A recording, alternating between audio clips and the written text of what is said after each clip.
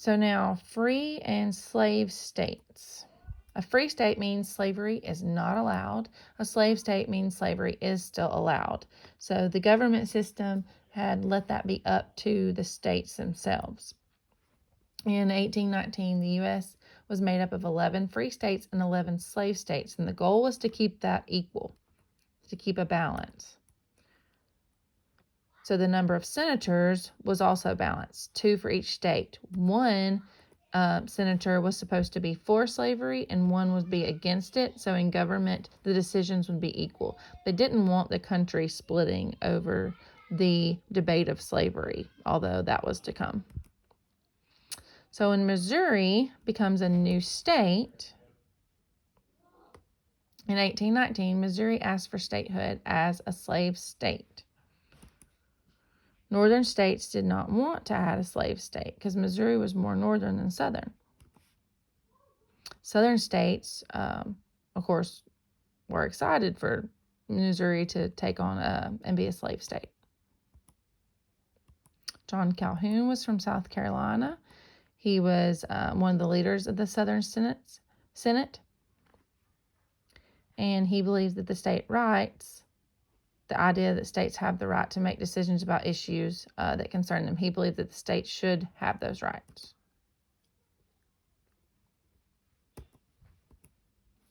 Henry Clay was a senator from Kentucky, and he was known as the Great Compromiser. He wanted to do what was called the Missouri Compromise. So Missouri would become a slave state, but Maine would become a free state. So they would add in Maine as a free state, and then the states would still be equal at 12 and 12. So they decided to, so that this wouldn't become a future issue, they would create a dividing line between the North and the South, known as the Missouri Compromise line. Any state south of the line would be a slave state, and any state north of the line would be a free state. So there you can see the green are the free states, the orange are the slave states, and then you see Missouri, which is going to be a slave state, but from now on, after they pass this compromise, that line would be the deciding factor from then forward. It worked for a while, and then California wanted to be added, and they wanted to be added as a free state. They did not believe in slavery. So at that time, the numbers were balanced at an even 15 free and 15 slave. Henry Clay, once again, suggested a compromise, the Compromise of 1850. So California becomes a free state. The North agrees to pass the fugitive slave law in response to this. So this law would force people to return escaped slaves to their owners, even if they had escaped to the North, where slavery was illegal. So if they let California be a free state, then the fugitive slave law says, if you catch our slaves in the North, you'll have to return them to us. So that was the compromise.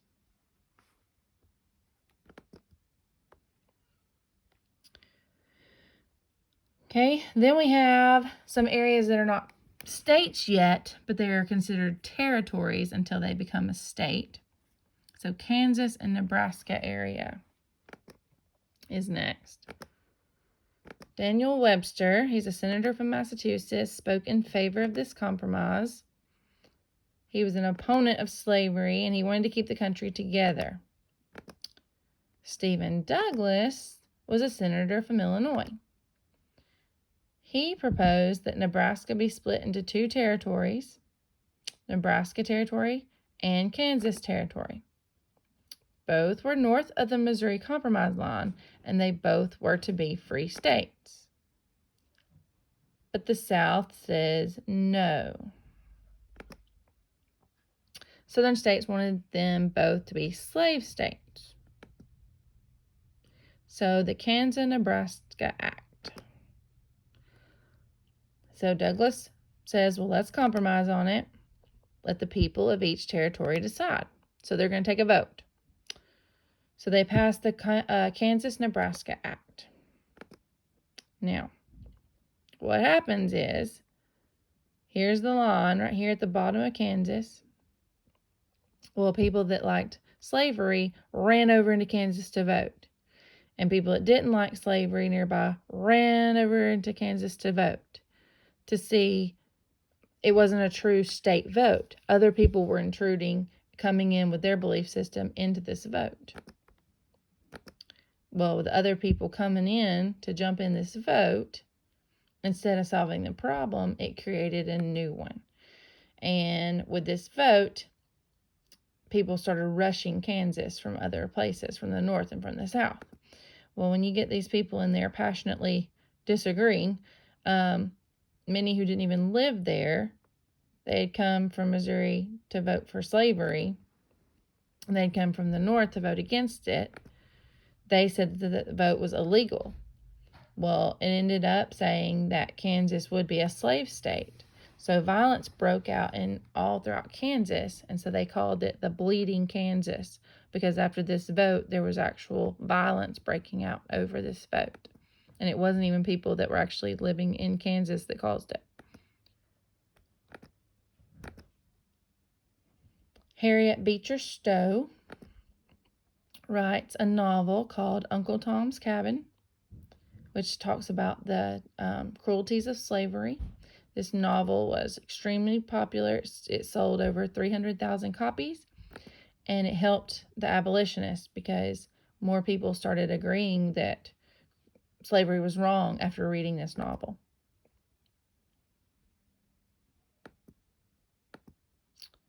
Dred Scott, this is a famous court case. He was a slave, and he was from Missouri, which was a slave state. But then his owners took him up to Illinois and Wisconsin, where they lived, which is a free state. Then they moved back to Missouri, which is a slave state. Well, then when his owner died, he ended up going to court trying to claim that he was a freedman because he had lived in freed states. So his case ended up going to the Supreme Court system, and the court ruled that he had no rights because African Americans were not citizens in the U.S., so he didn't have rights. Well, of course, that caused chaos because now they're saying African Americans do not have rights, and the Supreme Court ruled that way. So that caused, the abolitionists to get even more fire under them because it angered them so much. So Frederick Douglass, he was a big-time speaker for the abolitionist movement, and he was kind of like the Martin Luther King Jr. of this time period. So he was a former slave. He spoke publicly of his experiences that when he was a slave and became a writer and one of the leaders during this time. And John Brown, he was a white man. He was an abolitionist who led attacks on pro-slavery people in Kansas. So he was one of those who started some violence in Kansas over the slavery issue. He ended up leading an attack on slave owners in Virginia, and he needed weapons, so he was going to raid a nearby arsenal. And when the military found out about that, he was captured with his other men, and he ended up being stopped by the soldiers and hung. So he was found guilty and sentenced to hanging. Now, fast forward into Abraham Lincoln. He was part of the Republican Party at this point, where Republican and Democrat parties have existed. He's part of the Republican Party that opposes slavery. And he is chosen as candidate for senator. He was a lawyer from Illinois. He loved studying about George Washington and Benjamin Franklin. He thought their ways were great ways that our country should be founded on, and stated those ways.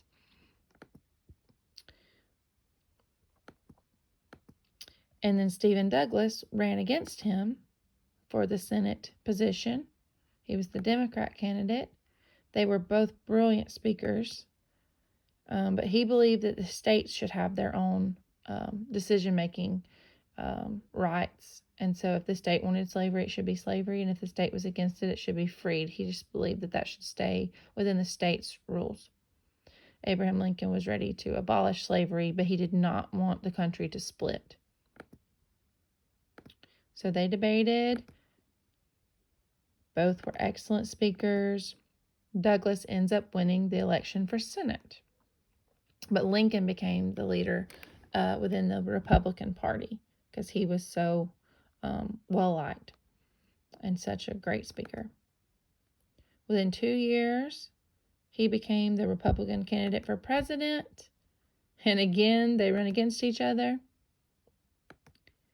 And this time, Lincoln wins the presidential election.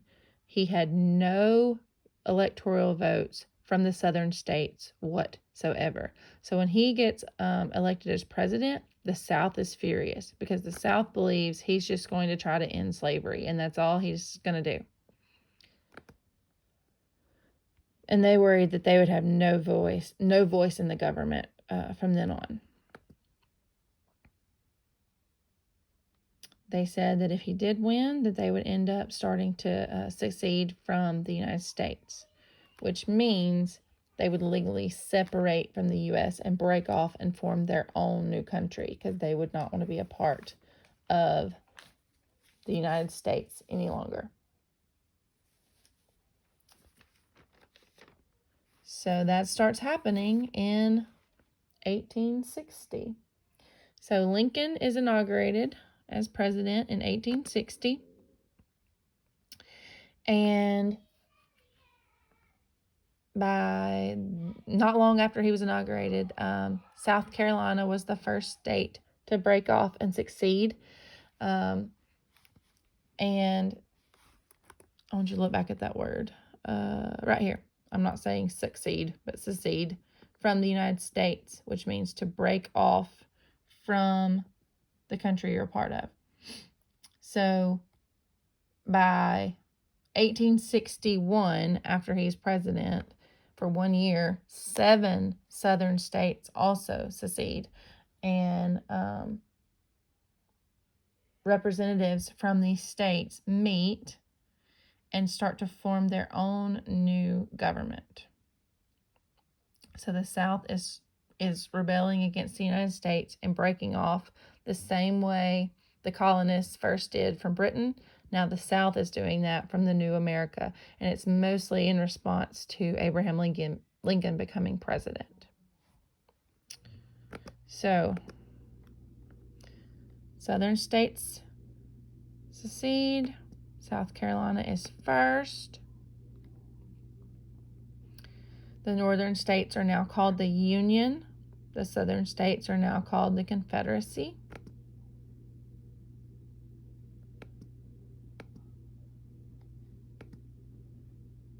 Alabama is one of them.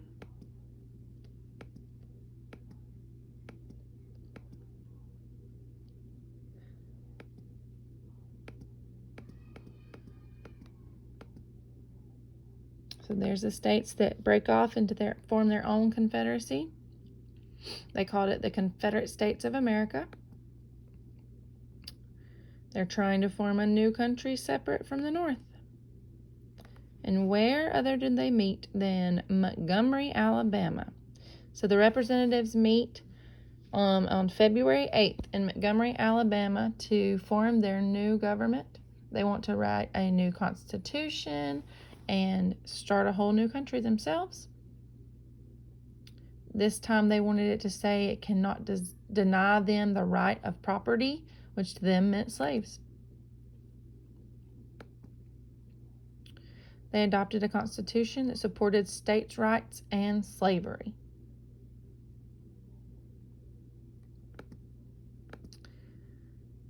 Their new president was Jefferson Davis.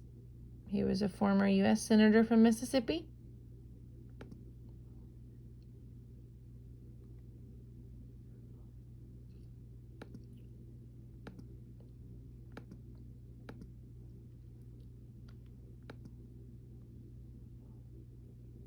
he would preach to them that they were going to succeed and have peace, but then when he wrote to his wife, which is probably how he truly felt, he said that they were really threatened because they knew that the Union outnumbered them and could possibly have more power than them too.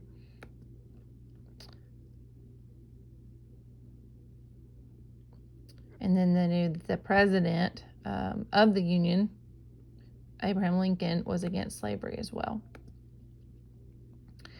So when Lincoln was inaugurated, March 4th, 1861, the Confederate States by that point had taken control of the forts and the military in the South. So they had already started preparing if they had to. But one place they had not taken over yet was in Charleston, South Carolina. So the Union was considered the states that remained loyal to the United States. The Confederacy were the states which had seceded from the United States. And then the border states, which were the states located between the Union and the Confederacy, which were kind of unsure. They didn't really know which way they went yet. They were technically part of the Union, but these were the split states of Delaware, Missouri, Kentucky, and Maryland. So here you can see the blue are the Union, the gray are the Confederate, and then this kind of tealish green color are the bordering states that are kind of still not fully decided. So Fort Sumter, I have been there. I'm going to show you some of my pictures in just a second. But Fort Sumter is in Charleston, South Carolina. It's its own little island out from the main city of Charleston. So the Union still controlled this fort. And so the Confederacy said they had taken over most of the military forts. And so they wanted to gain this one. So Jefferson Davis said that he wanted to gain control of this. And so he sent his troops to go to Fort Sumter and give them like 1 hour to surrender the fort or else. Robert Anderson was the Union commander of the fort, and he basically asked for 3 days, give them 3 days to surrender. He said he would surrender after 3 days. Beauregard was the commander for the Confederate, and he said, nope, you have 1 hour to surrender. And so once the surrender didn't happen, they began firing on Fort Sumter on April 12th, 1861. And the Battle of Fort Sumter started taking place.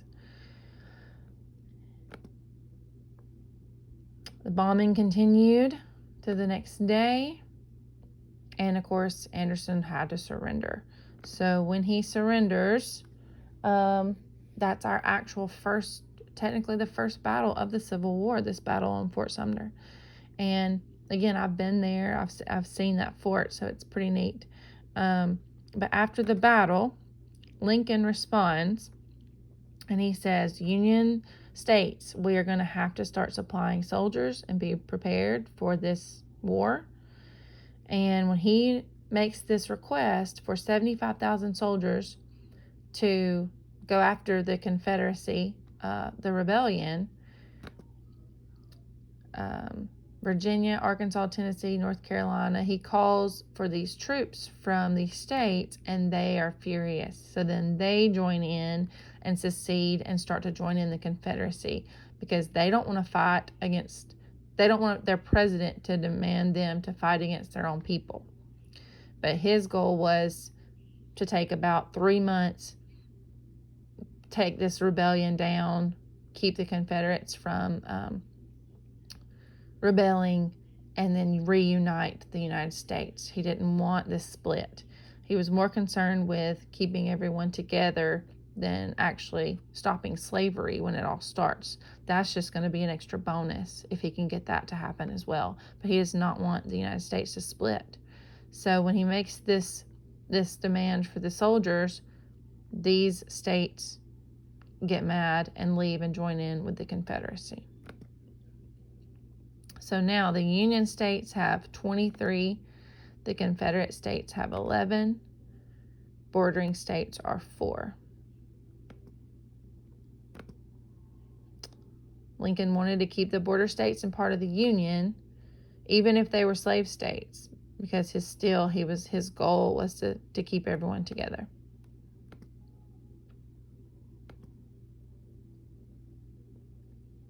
So in the North, they thought they were fighting to end slavery. In the South, they thought that the fighting was strictly over slavery. But they also thought they were defending their homeland and their way of life.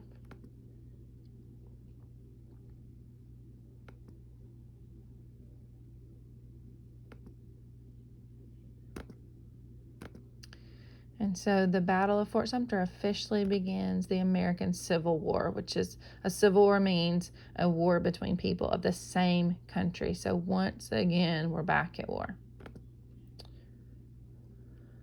Some describe the war as a rebellion and called the Confederates rebels. And the rebels took on that name. And the Confederacy called it War for Southern Independence,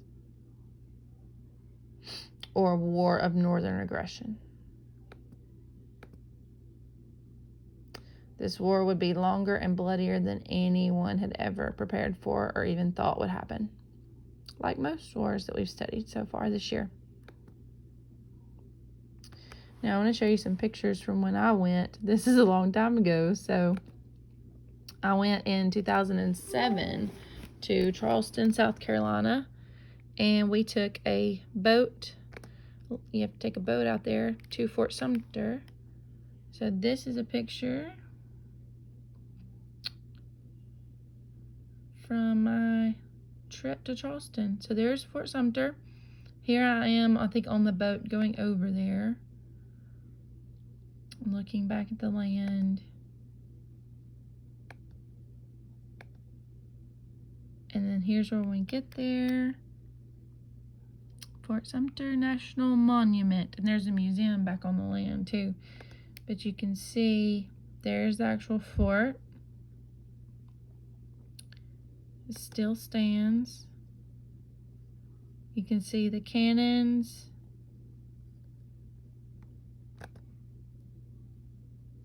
It's just out there on the island. There's a cannon. And see back here, that's all Charleston, the city of Charleston.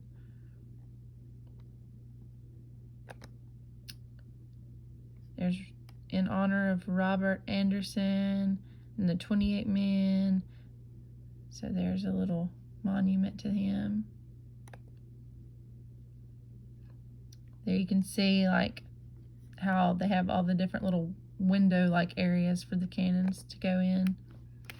There's a little museum inside of it that shows pictures and stuff, so you can see there how the fort was built.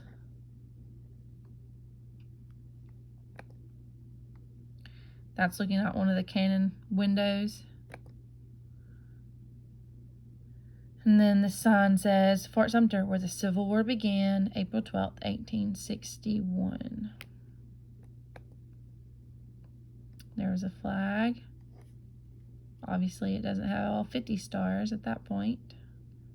That was a flag from the real battle, framed. It's behind glass.